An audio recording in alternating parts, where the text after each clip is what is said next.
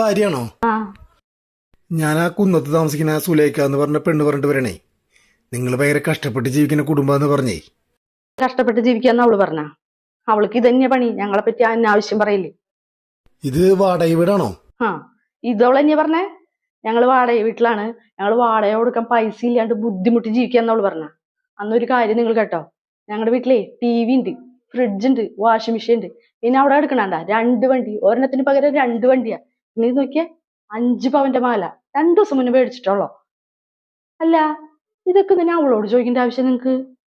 അതല്ല, കഷ്ടപ്പെട്ട് ജീവിക്കുന്ന കുടുംബങ്ങൾക്ക് ഗവൺമെന്റിൽ നിന്ന് 2 ലക്ഷം രൂപ കൊടുക്കണ്ടേ? അപ്പൊ അതൊന്നും അറിഞ്ഞിട്ട് പോവാനായിട്ട്. അതെ, അവൾക്ക് ഞങ്ങളെ പറ്റി നല്ലോണം അറിയാം. അവള് പറഞ്ഞവൾക്ക് സത്യ. ഇതൊക്കെ ഇൻസ്റ്റാൾമെന്റിൽ മേടിച്ചതാ. ഇത് ബുക്ക് പണ്ട 60 രൂപ മേടിച്ചതാ.